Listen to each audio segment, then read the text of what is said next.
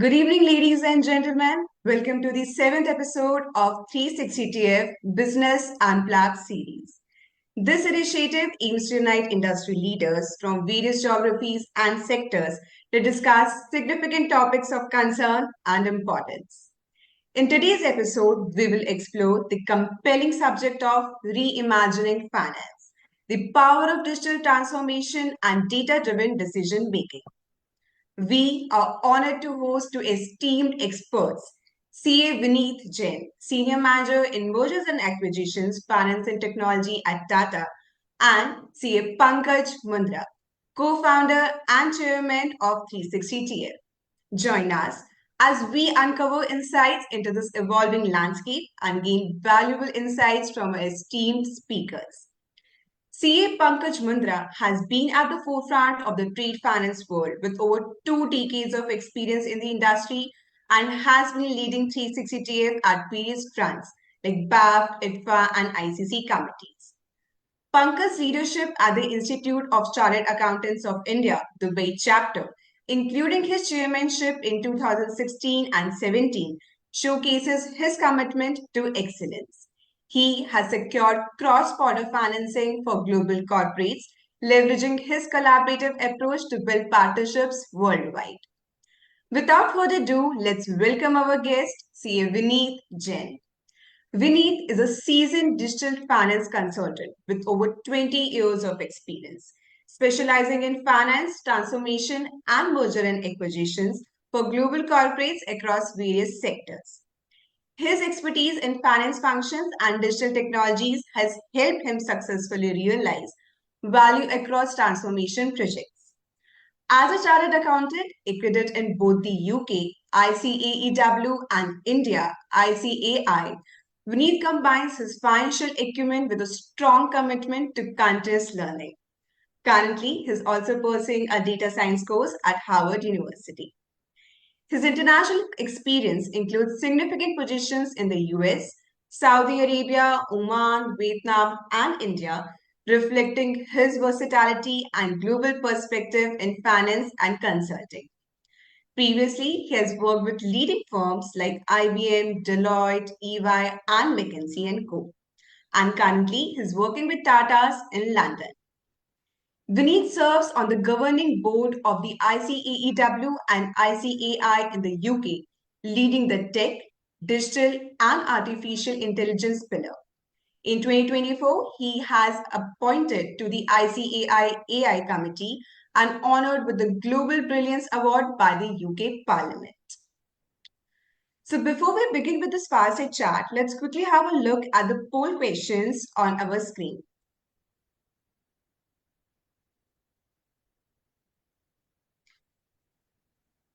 So we have 2 questions on the screen. You just have to tell your total work experience and what you know or how you would like to describe your knowledge and experience in working with digital tools.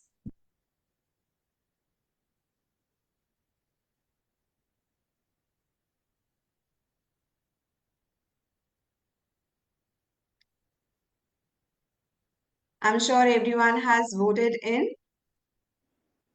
Vineet, you cannot vote. You cannot vote. Yeah. Okay. So let's dive in today's session between 2 CAs because when accountants connect, it's always interesting. Over to you, Pankaj.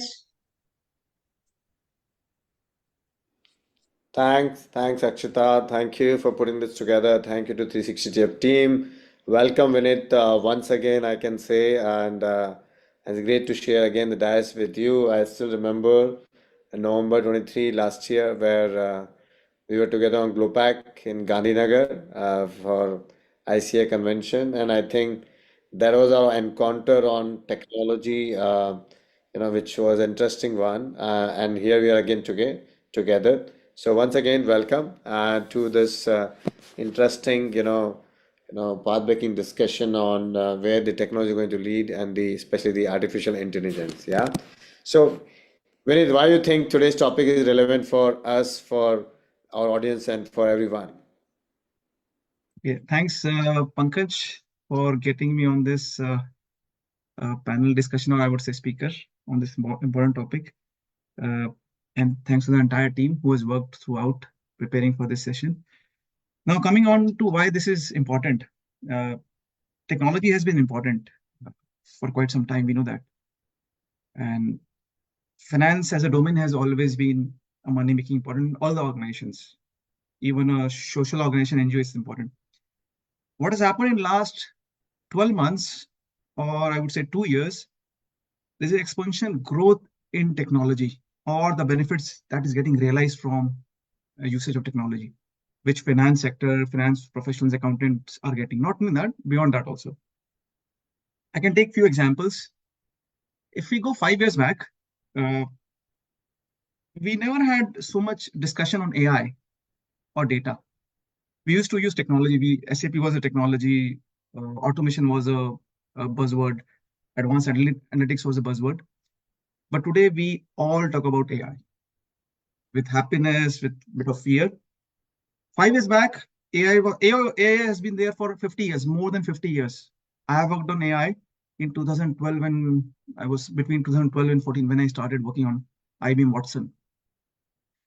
5 years back, when we talk about AI, it was all about chatbots mainly.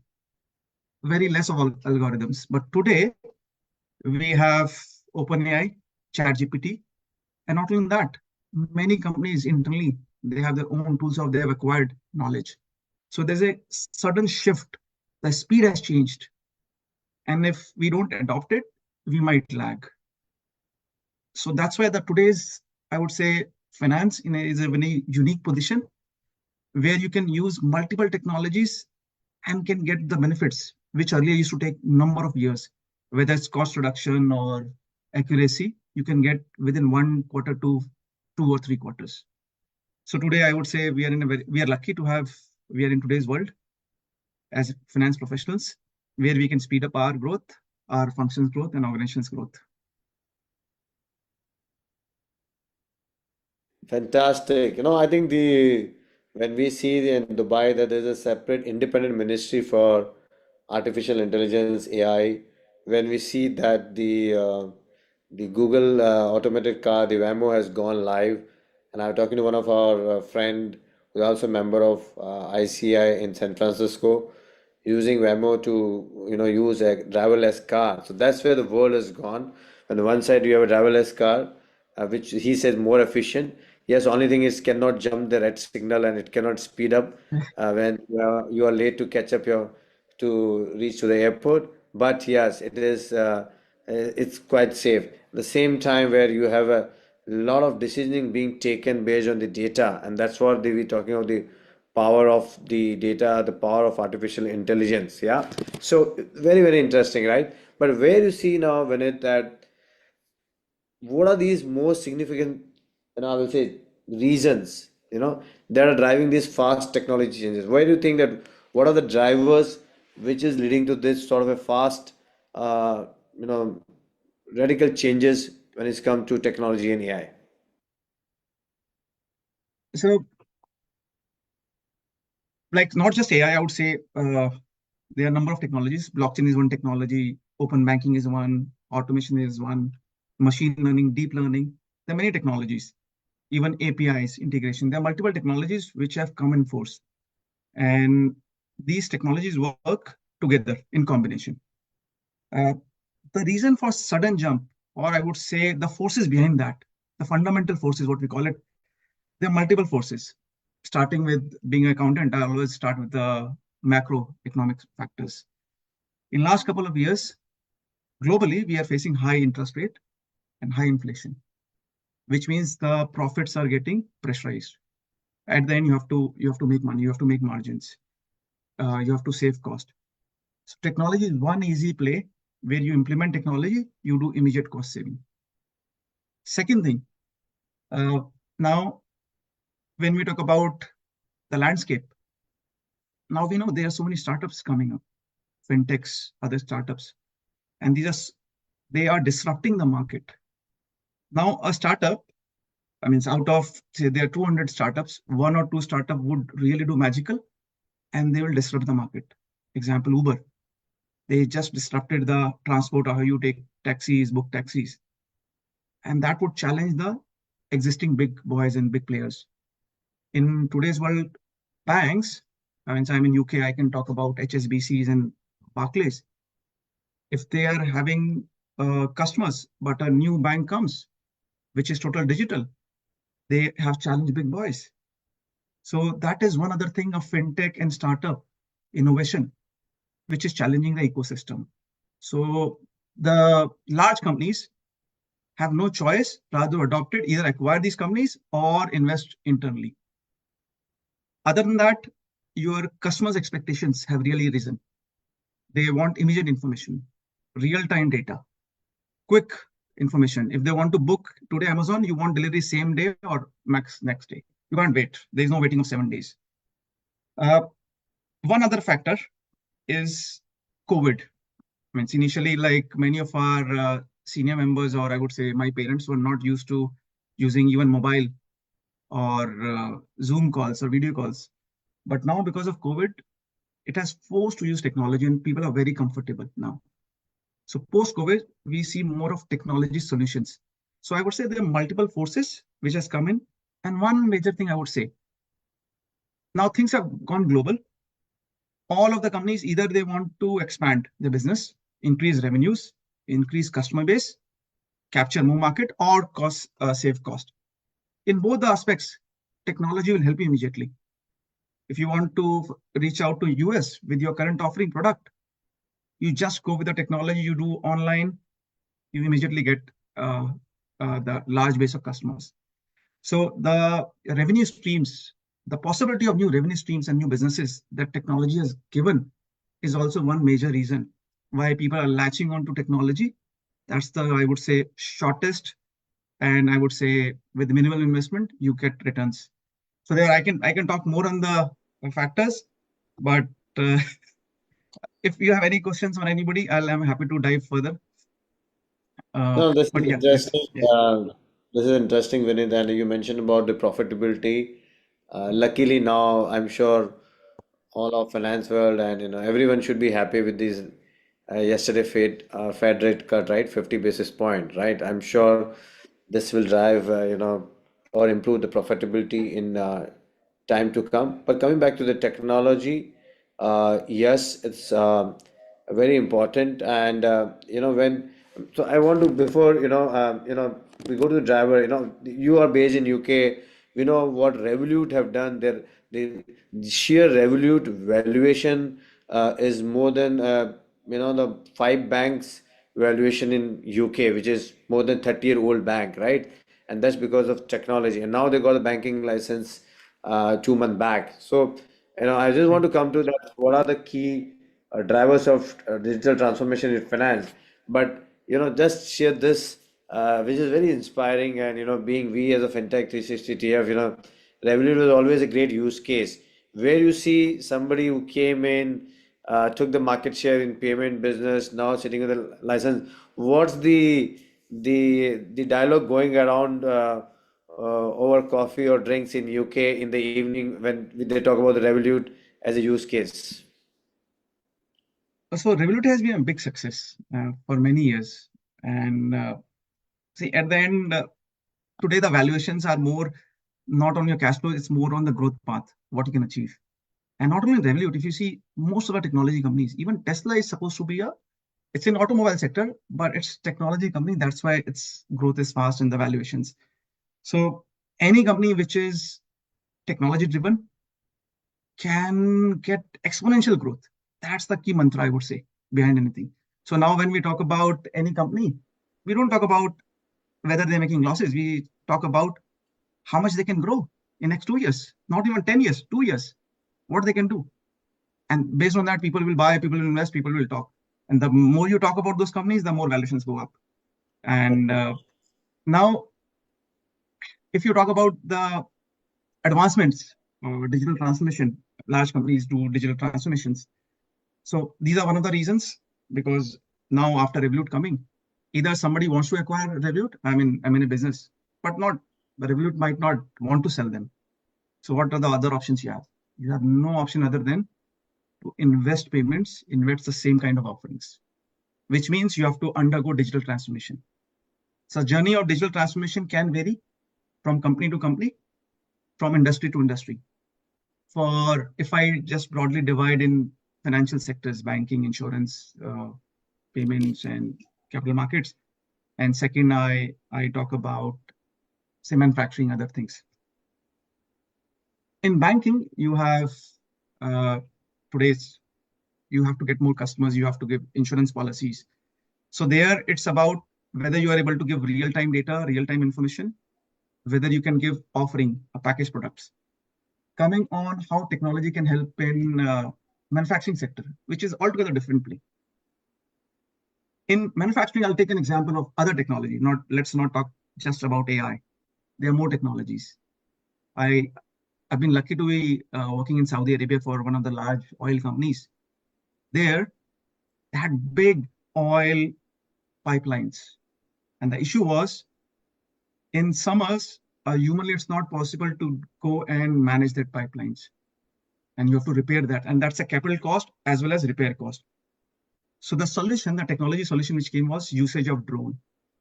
Drone that will fly, will capture photographs, and you have to use telecom technology, coordinates, it will come back. We have the AI models, which will scan the pictures, tell these are places where rust is there. So the person can go and fix it, preventive, I would say, maintenance rather than reactive. So that will save millions of, you can say, Saudi riyal or dollars for that client of mine. So that's the, I would say, transformation that technology is bringing. So yeah, we can talk, and I would love to talk about more and more examples, real examples as we talk, depending on your questions. I'll choose the real examples, the real insights. So this is interesting. Yes, it's basically we're talking about stock audit with the help of drone, right? So that's very interesting.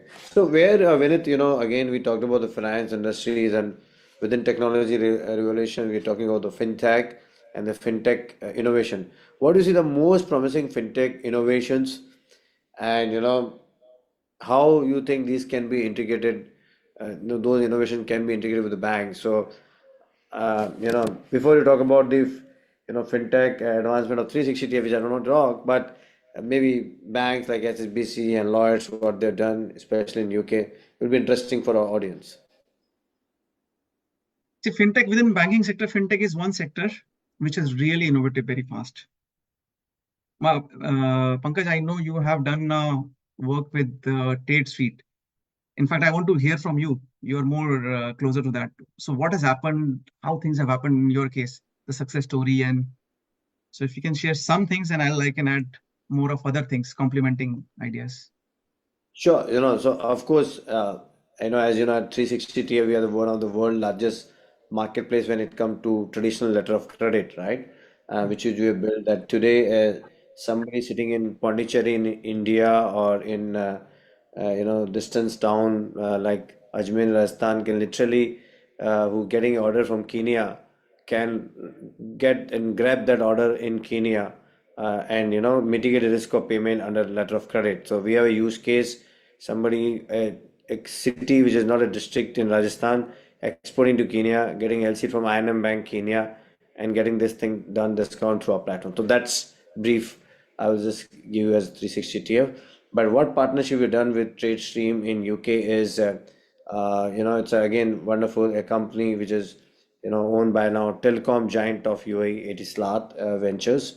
They have digitized the whole LC documentation, LC doc check, and processing of LC transaction. Let's say you now identify the bank who will handle this transaction, but a letter of credit has traditionally so many documents, packing list, bill of lading, and so on and so forth. So you have to compare with the contract, with the LC, all the documents, and so on and so forth. Company like fintech like TradeStream, they've automated this process also using AI and machine learning, where the whole idea, if I had to say in simply, that if a letter of credit transaction needed 72 hours to process, more from a documentation and doc check perspective, had been reduced to say 12 hours, because instead of a human being checking two different documents, what we used to do in the audit days, you check on left and then you check on right. Here, the whole process has been automated, where the technology used to check all the document under letter of credit, and it reduce the discrepancy which happens in a letter of credit, and at the end, process the transaction faster. So if you would have got money in 5 days time after the whole process, been initiated, now you can get money in next day. So that sort of innovation they've done, and we have partnered with them. Yeah, but so that's trade stream and 360 partnership. But I'd like to hear from you. I know a lot of banks in UK leading this lot of technology revolution, and like to hear from you where you see fintechs leading the way in UK and the other markets. See, I read about your stories, and your trade space is one of the very successful stories, and we talk here, and we are really proud of that, what you have done, 360 and the deals you're making. Talking about the other examples, you have talked about blockchain and trade finance, what you're talking. Similar to your story, there's HSBC story. They got in trade finance, slightly complementing. They also get all the documentation on trade finance, which is secure, can be traceable, and they have reduced the days. Earlier, the documentation used to take 15 days. Now they can do in less than 2 days. So time saving, secure way of dealing, applying smart contracts for payments. That's kind of application which are done by big boys. Now let's talk about other out of the box disruption. Now you have voice enabled banking, which Capital One has done. We have Amazon, we have Alexa in our home. You can talk to that, you can get your bank details. Definitely their securities are there in place. You can get that. So convenient. You can talk to them. It can recognize your voice. Other innovation in trading, Robinhood. So earlier they have made trading free of cost. So they have attracted the young generation, and they have disrupted the market. They have been big Citibank and all the big boys in US, but they have totally disrupted. And how they earn money, the revenue model is altogether different. They sell the data. They sell their data of the trades to market makers, and that's what they make money. The revenue stream has changed. So that's an innovation. So now the capitalization of Robinhood has really gone up. You have payments is one industry where you have so many, like Revolut, which you have spoken. There's so many other payment systems, and which further tie with, for example, fraud management. They ensure that your banking is safe for individual as well as bank. So at the end, banks want to integrate these kind of models in their payment system so that they are secure. Otherwise, the reputation goes. There's a risk of loss of business. So there's so many, I would say, list of fintech which have come in UK and US. And I would say that I don't want to restrict to UK. Anything which is happening in US or Germany or Dubai or India, that can easily be copied anywhere. It's technology at the end. You need to know the rules of the country, the regulations, banking regulation, and you can apply that. So that's about, I would say, number of innovations which are happening at a fast pace. So very interesting. I was interacting with someone on possible factoring solutions, receivable finance solution for service industries, company like YouTube and Spotify and Netflix. And interestingly, which I'm sure you understand, but it seems that Netflix use AI machine learning based on the movies or the series seen by the audience, and now they give this as a data as a service or intelligence as a service to the producers, that what the public is looking to watch, whether they're looking for friction or humor or comedy and so on and so forth. So this is like which we were now thought, okay, a producer has to go to a theater and check which movie I should be making, but institution like Netflix and Spotify giving that feedback further to the producer, that what sort of a song, what sort of a series audience want to see. That's very, very interesting. And to taking this forward from there is the data-driven decision making in financial institutions. So nowadays, while you used to take a decision based on the market response, customer response, team response. But now the data makes a lot of importance in the boardroom where you're taking a serious and important decisions for the organization based on the data. So where you see with again with your experience and how data analytics is helping in boardroom to take decisions. So we spoke about the data example and how analytics is using, Netflix is using data to personalize in selling data. So that's one example. If we talk about the structure, the way market has reshaped itself is we want to know what, for example, what Pankaj wants, how he's flying, where he's flying, what is his consumption pattern. Based on that, the finance and everything will change. Today, if you go on Amazon, if you buy something, you'll immediately get an offer or microfinancing. Okay, do you want a loan? And which is throughout. So the finance world is integrated with retail based on the data which a retailer has, your past 2 years or 5 years history, your payment history, and what's your capacity of making it payment. So that's about data. Not only this is about B2C market. We talk about in-house shared services, finance world. Data is important there also. Let's talk about auditing. Earlier, in my days, when I used to do audit, I used to go in the store and count sampling. Okay, this is a store. This was the books. This is my sample. Today, you don't need to do sampling. We spoke about example of drone. You use drone technology to get 100% data. 100% data. So you don't do estimation. It's more of actuals. That's again data. How data is being used for decision making. Now, how that gives board members, they are more confident because they know this is my actual inventory. They can go to bank for working capital, renegotiation of loans, or refinancing anything.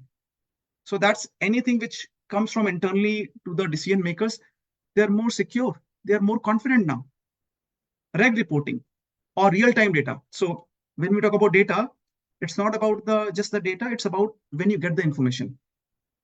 Earlier, when we used to do audit, account closing used to take 30 days to 40 days. Now, within 10 days, you close the books. You know how much the stocks are going to go up or down. So the amount of the volatility of data, the transition of data, that is also important. What we call it is real-time data. So that's, I would say, this is helping all our C-level or board level executives. One important thing I would add here, the data importance has really gone high, really high. Now, in last 10 years, we have special roles, CDOs, Chief Data Officers. And do you know whom these CDOs report? In many organizations, CDO reports to CFO because CFO has the most important data and CFO has to take the decision of profitability. So he wants reliable source of information. He is the owner of the data. So you have a special role for data now, C-level data, C-level, I would say executive. That's the importance of data. What we say is, today is very commonly we say is data is the new oil of the world, professional world. So that's about data and how people are using data. Yeah, it's important. I'm just wondering that when we talk about the data is oil or data is gold, where people invest in oil futures or the physical gold, I'm just looking that which will be that startup which will create a business model about not to selling data to the business, but where a retail investors can invest in that, the cubes of the data or the units of the data like oil. So interesting. Yeah, no, this is very, very interesting. And then, but see, yes, there's a lot of data is getting collected, processed, the decisions are being made in the board rooms. But where you see the challenges which the institution face today, implementing these data-driven strategies, and if these are the challenges, how you think, the the leaders can overcome those obstacles in implementation the data driven strategies. See, data is very, very crucial today, right? I mean, one is the quality of data. Second is timeliness of data. Yeah. If you are trying to make a decision, whether your sales is going up or down, you want to change your strategy in business. whether I want to give discount on my products or not. You have to react immediately. You can't wait for 30 days now. It's a real-time data. But same way, we have challenges. Not every company is successful in data, and there are real issues. An AI model, ML model, analytics can only work if you have good data. If you don't have a good, I would say, foundation, these models will give wrong information. Now, let's talk about finance. What are the issues CFOs and finance functions are facing in data? One, we have multiple source of information. Data, when you sign a contract, it's a different. When you see revenue recognition or payments, which are different. So what's the right number? That's the issue. You have lack of information. Many things are emails, unstructured information. You don't get on the dashboards. You don't get the information. So that's the lack of the information. Things are not coming to you. Then you have data is wrong or missing information. It's not complete. Then that's a trust issue. Inconsistency. That's the issue. Then, so these are the, I would say, the issues which CFO and finance function is facing. Not only this, when you talk about data, for example, sales data, then once you do analysis, you will do sales into profit. That will convert into different data, transform your profitability, gross profitability. That data is transforming. So if your initial data is wrong, all the downstream analysis is wrong and your decision is wrong. So you need to have a data lineage also. Creating a data lineage is not that easy. It's easier to speak, difficult to create. There are tools available which you can create and make it. Then you have compliance issues with data. Data is like a gold. Just imagine you're a bank. Some customer has come and put gold with you. It's your responsibility to keep that data safe. Or if it's your own gold also, it's exposed. Anybody uses it, you're liable. So with data, the side effects are, if you don't store properly, it's leaked, you have penalties. So I would say it's a gold, or you can say it's a hazardous chemical stored in a manufacturing unit. So you have to follow the regulations also when you're storing or taking out those kind of, or even you want to delete the data, you need to follow the process. These are, I would say, high-level issues with data. So it's just data, but there's an entire ecosystem around that data. Then we talk about data, which is a concrete thing. Other thing which with data we find issues is we don't get right skills people. People don't understand. I'll just give a very simple example. In today's, if we are sending emails, right, we'll just add any person. There's a confidential information down. There could be a private information. If we add, we are exposing ourselves and organization internally and externally both.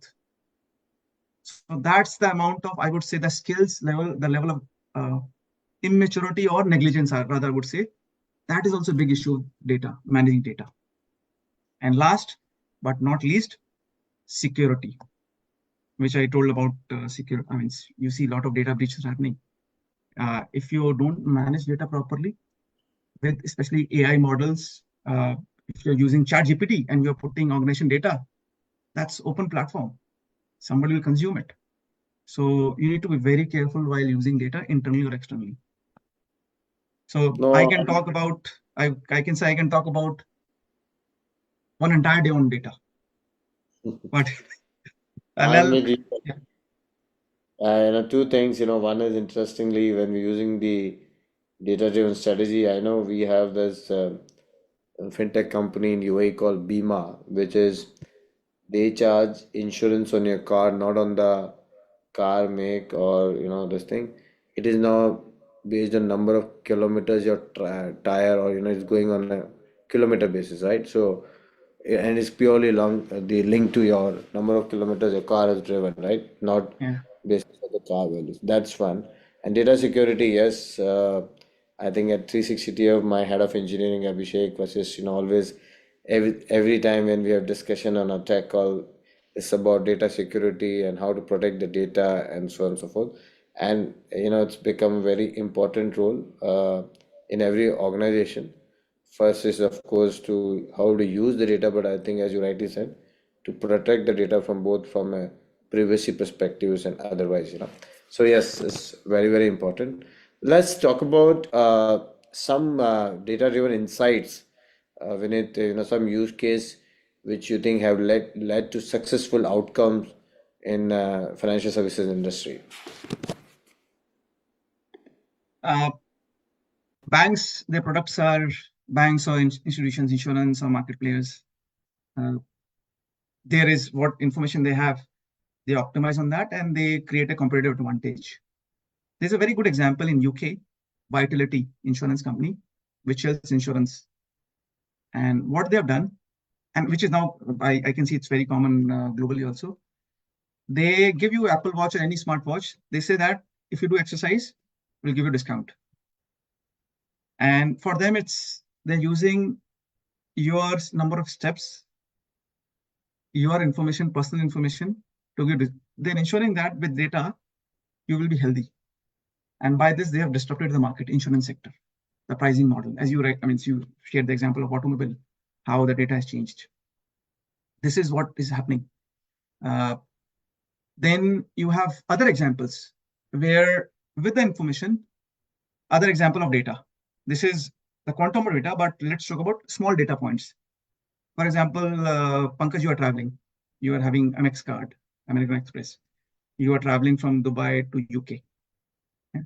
Your card was swiped at airport in Dubai, and then your card is swiped in UK. Same time, if your card is swiped in some other country, any other country, which means today the card payment companies will connect how much time it takes from Dubai to UK. If the difference is of 8 hours or 4 hours, it's okay. If it's less than that, within 5 minutes, it's not possible. They will just block it. So that's the real-time data. That's the analyst of, based on the information you are finding, there is some gap.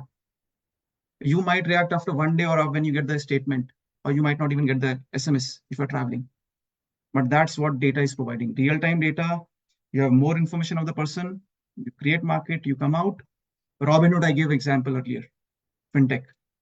Based on the data, this is where you get orders, market makers are making money. Okay, this stock is going to go up, the sentiments are high. So that is where you sell the data also.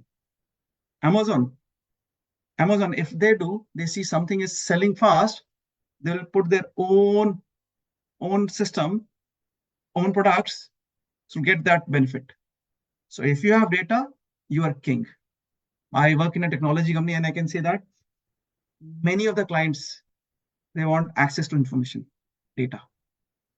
And that is one of the sales. If you have more data, more information about research development, you are hired.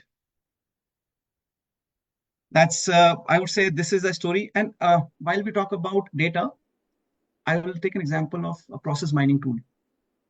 Yeah, everybody wants to reduce their, I would say, get more payments out of the customers, pending customers. It's very easy. Everybody wants, but how do you know where is the process breaking? So there are process mining tools. They will map your entire process. When the sale happened, where the invoice generated, what happened. And they will say, in one of the cases, Siemens, Germany, they found the discussion between their finance and the marketing and the people who are discussing with the customers, there's a lag between that. And that's why you get delayed payments. That data showed.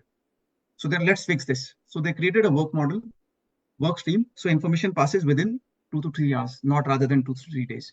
So they reduce your working capital. So this is other, I would say, data that has helped speed up your finance processes. Fantastic.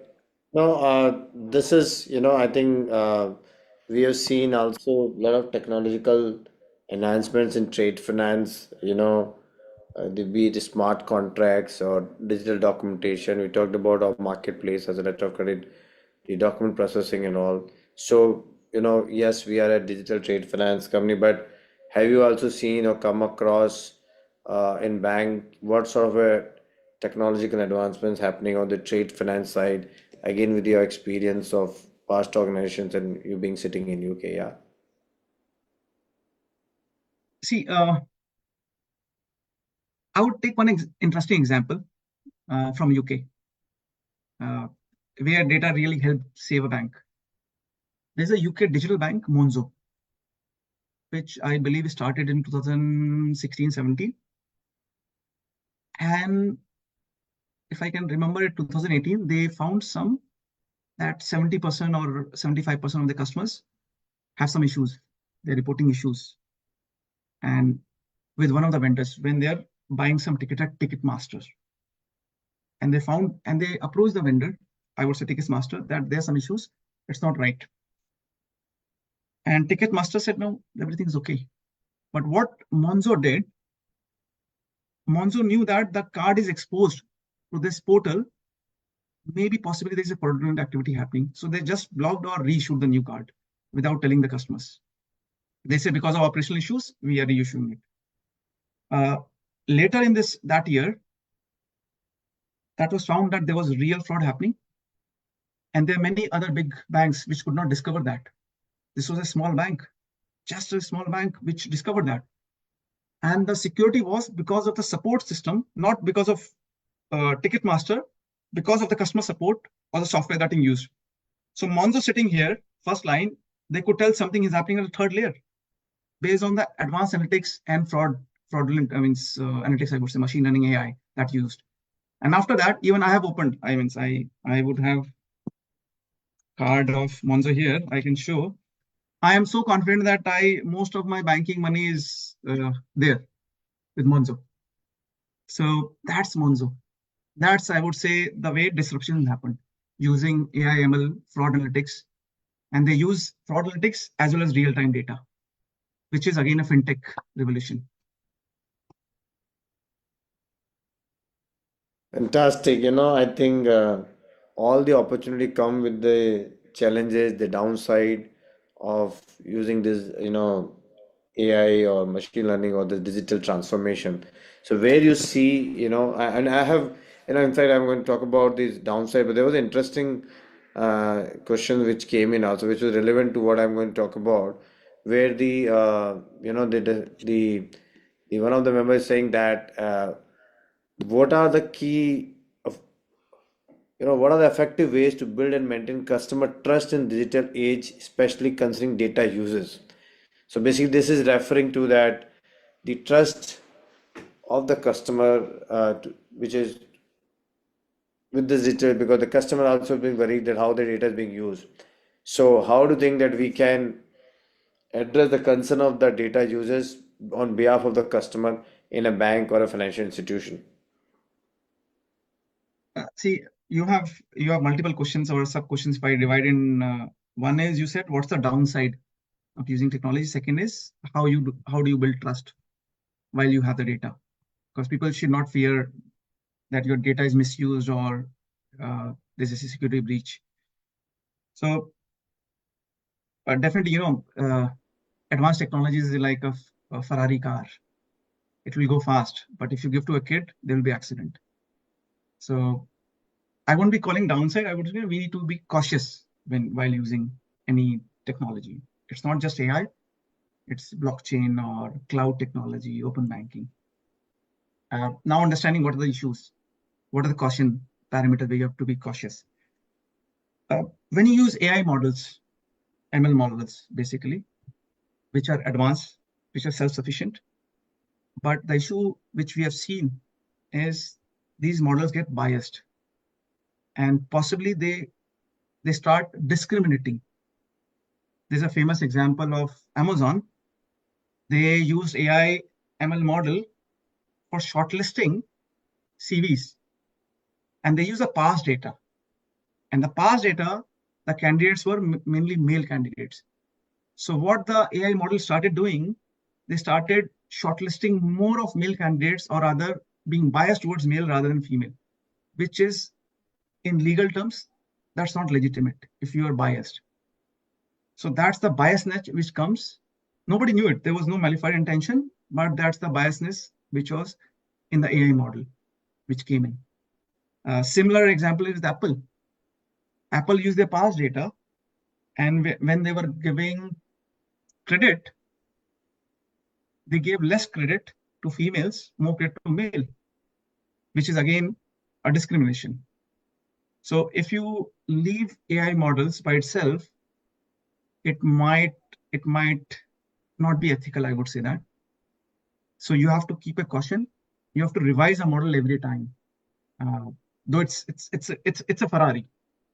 You need to know how to run it and the right road. Second is transparency.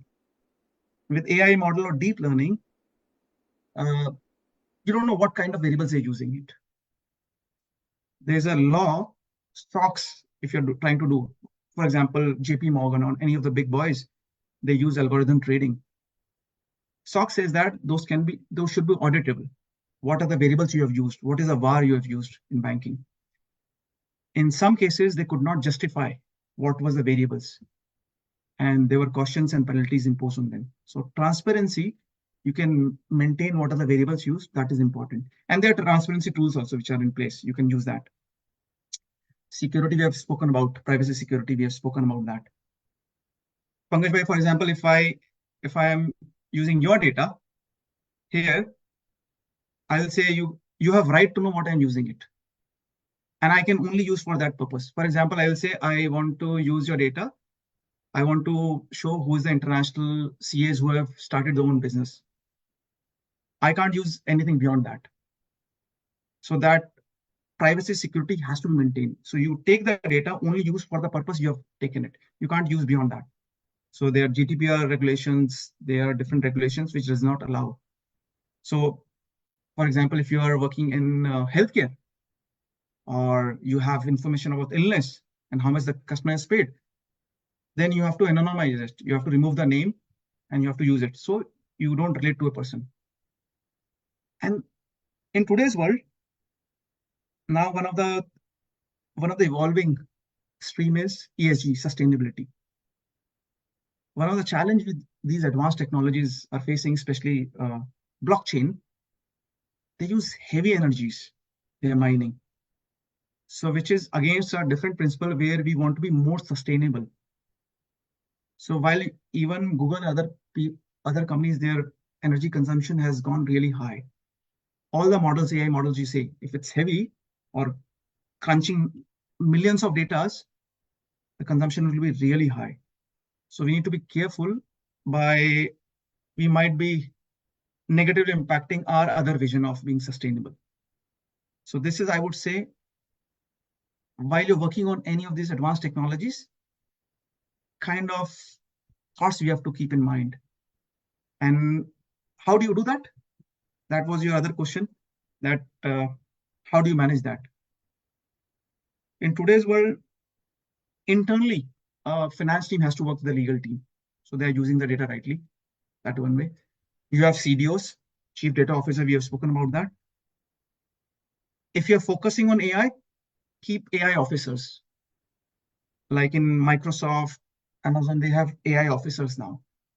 They're responsible for that. You have data owners who are responsible for taking data, maintaining it, disposing of, even archiving. There's a law for that. So you have to have entire governance throughout and cybersecurity throughout that. So just be careful. We should not stop. Ferrari is important car. We want to enjoy the ride. Just be careful. That's I would say, nutshell how you can take data and all these advanced technologies. No, this is interesting, and I think we're poured by a lot of questions. So let me go to the Q&A. As you know, we summarize, but yeah, and then we summarize. But this is something interesting which has come from Ms. Sejal Shah. That can you elaborate on how the fraud management technology works?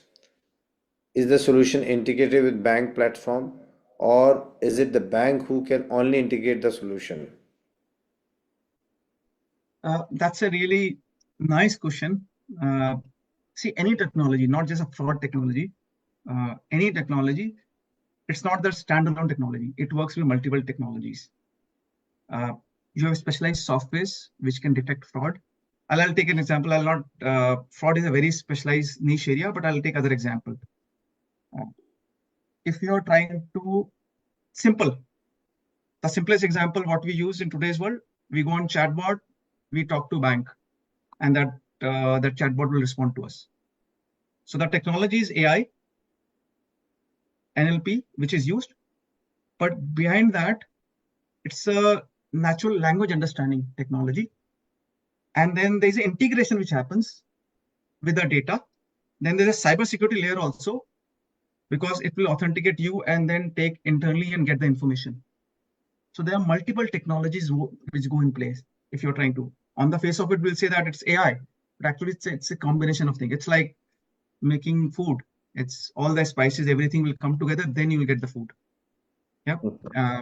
Now, when we talk about fraud, answering your point, American Express, Monzo, Barclays, all large banks have fraud detection softwares now. They're independent tools, they're homegrown tools. In case you are saying that possibly you are working in a dispute or fraud kind of function, then depending on your area, you can have generic learning, but if you're trying to apply, you need to know how that tool applies. Otherwise, you can't. There's no need to build the tool. You need to know how that tool is applied and how that analytics has come. So that is, I would say, if you're trying to know about fraud. I don't know whether I've answered your question. There's no straight answer, I would say. Or Pankaj, you want to add from your experience, or you want to rephrase something on what her question was? Yeah, no, I think when we talk about the fraud management technology, I think there are various technology which is built in-house or being bought from the other service providers, right? And yes, it is being integrated because as you give the example of credit card, Dubai to UK, he swept the card on Dubai airport on the launch, reach UK airport, again swept the car to grab his, car, say Uber. So now the system, the banks knows that within 8 hours the card has been used in Dubai and UK. Now the card company already have integrated this system and software. After the guy has arrived in UK, of course, even if he has to go back Dubai next 2 hours, it will, 12 hours say. So within those 12 hours, if the card is being used outside of UK, that's where the fraud detection management technology will give a trigger, which you gave the example, which is with this integration, this information flows back to the fraud detection tool, and so that's definitely a integration. It could be in-house or it could be outsourced, but it does work based on this information available, right? So There's one fintech I'll add here. I'll add if that adds. So there's one fintech innovation which has happened. One company is Fitzai, and what they do, it's a very famous company. It has done like Revolut. It has transformed fraud management, and many banks and insurance companies are using that. What it does, it customizes, personalizes each of the customer. For example, the transactions what Pankaj is doing or Vineet is doing, it will go individually. So Vineet is spending in specific areas. If there's anything distraction beyond that, for example, I am spending more in hotel industries and food, and they suddenly see I'm buying different stuff, they will just alert it. So they will send alert. So my spending pattern they will find based on using the machine learning. They will find Pankaj and yours and everybody's, and they will alert it. And this has saved a lot of, I would say, a lot of fraud activities globally, and they will immediately send the alert. It's not about just finding it, it's about sending the alert also. You flag the fraudulent activity. The issue with machine learning software, what has been found, is the false alerts also. Many a times, if you give a false alarm, you say that it's a fraud, but there's no fraud. So those are the side effects which the companies have faced, the banks. In fact, some of the banks have faced penalties also, and more compliances have come. I don't remember one of the banks, large banks in US, because they had so stringent fraud detection tool, it slowed down their process, and that's why they were issued warning on that. So that is, I would say, fraud detection. And one interesting trivia here, I spoke about Vitality. One gentleman, what he did in UK, because you get credits out of your steps.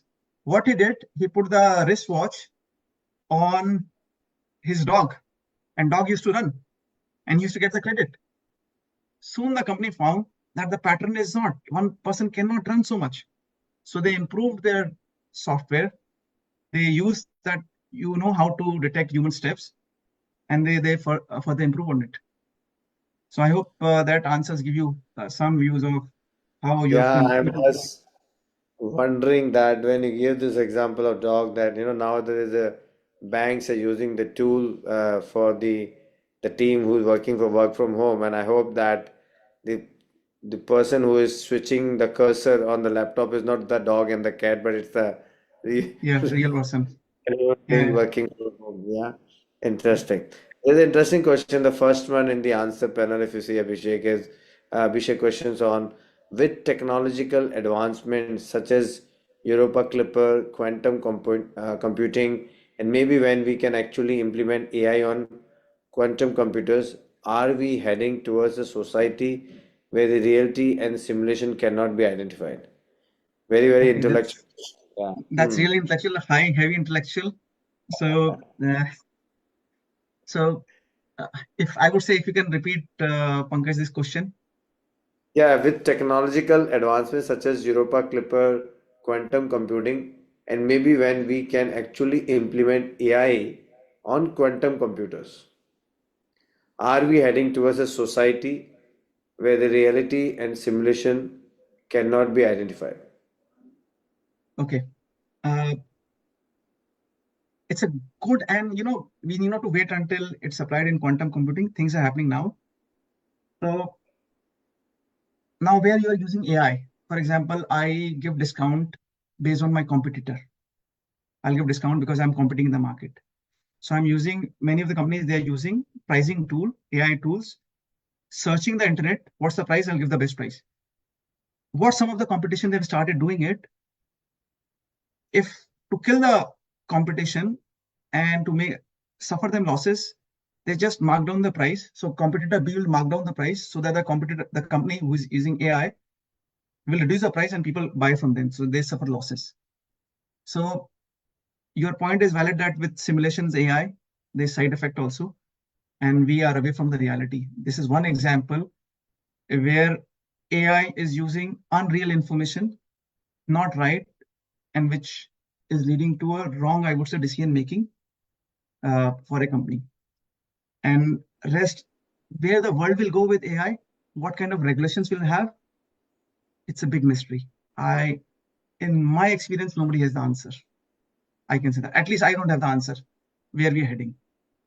So whether it will be regulated or it would be unregulated. Yeah, there are a lot of work being done, but it will take time, right? We need a lot of use cases. Yeah. Uh, but yeah, there's another interesting question from Nidhi Arora, where she asking, can you please list the factors, drivers of digital transformation? I think we have spoken about this, but maybe you just want to quickly touch upon this key factors, drivers of digital transformation. So if you're undergoing any digital transformation, um, which can be anything, you might be implementing SAP, a ERP package, or you might be implementing or improving you're just consolidating. So depending on the problem statement that you're trying to solve, I would say that's one core element. And then what are the technologies available? I'll give two examples here immediately. You can see the comparison. If you're trying to upgrade the entire company and you have multiple sister concerns or multiple organizations, you want to implement ERP, latest in ERP at HANA.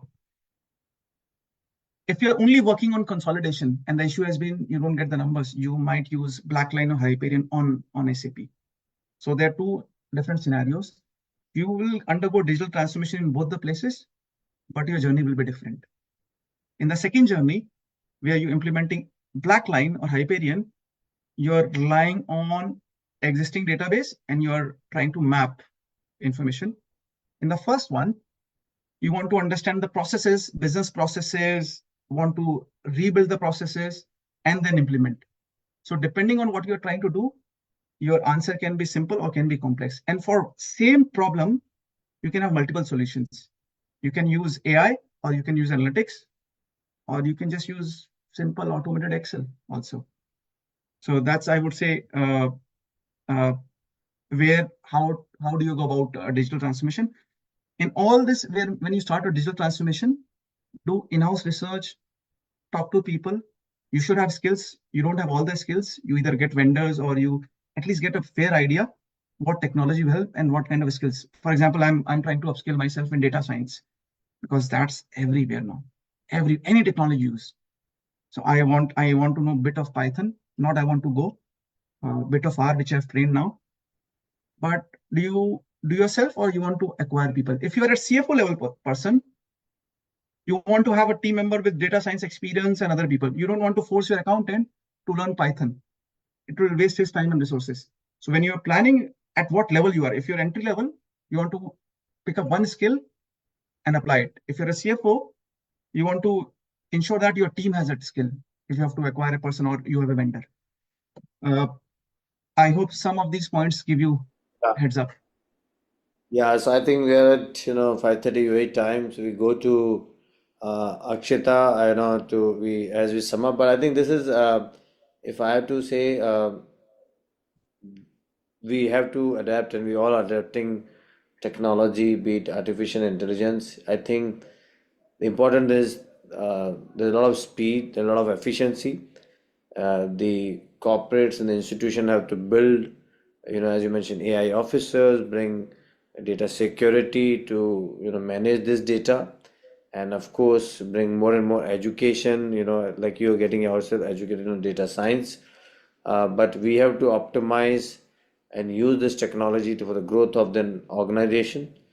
And I'm sure, I think together with all this deliberation and debate, as we continue to do this in the various forums, at the humanity level, at the corporate level, we all should benefit. So, with this, I just hand over back to Akshita, and then we come back to you. Akshita. Yeah. Thank you to insightful speakers for sharing their expertise and wisdom with us. And thank you to everyone who has joined us for this fireside chat. We really appreciate your time. I would now like to introduce you all to the speaker of our next episode of Business Unplugged series, Ms. Shalini Warrior, Executive Director and Business Head Retail at Federal Bank. Mhm.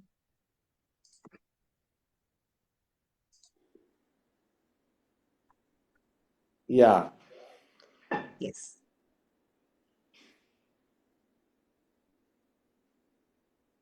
So, Mr. Vikram Lodha, co-founder and CEO of 360 TF, will be in a chat with Shalini on digital synergies. We'll be having this fireside chat on 18th October, and you all can register it to the chat box. We have the registration link in the chat box.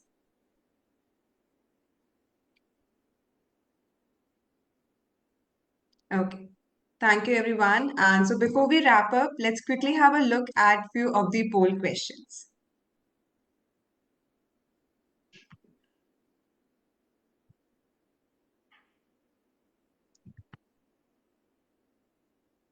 So while Vinita, okay, yeah, here we go with the poll questions. So the first one says, which of the following governments have established special departments and policies focused on data and AI? You can choose any one of the options out of the four. That shows the importance even the country level governments are having. Yes. The next up is the goal of digital transformation is to increase value through. Again, the four options, and you have to choose one. I'm sure these questions might be easy after hearing the fireside chat. The third up is the digital transformation market is expected to reach by dash percentage in 2025.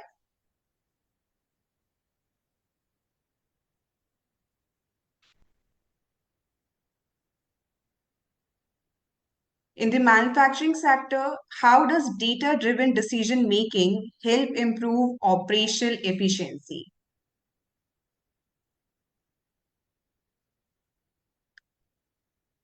The fifth up we have what is the full form of GDPR? I'm sure this one is a easy one. And last, how does machine learning contribute to a better financial forecasting of manufacturing?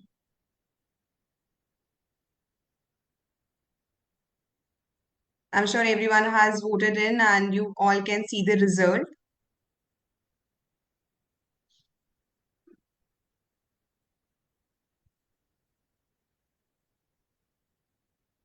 Results will be shown on your screen now, and you know the answers like, so yeah.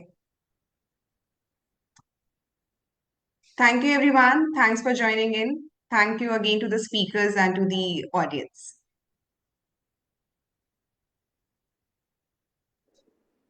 Thanks, Thanks Vineet a lot, bhai. everybody. Again. Thanks, Pankaj. It was nice. Nice questions. I really enjoyed it. Hope we continue this discussion, and you're doing great job. It helps people one connect, and we can create a big impact. Amazing work, and for to your entire team for making it happen. Thank you so much, and we definitely, you know, keep doing brainstorming with you with your experience of the AI and the technology and the sort of technology enhancement and the education which you're going through. So thank you so much. We stay in touch. Thank you once again to everyone. Thanks a lot, everybody. Bye. Yeah, thank you. Bye. Thanks, man. Thanks. Thank you so much.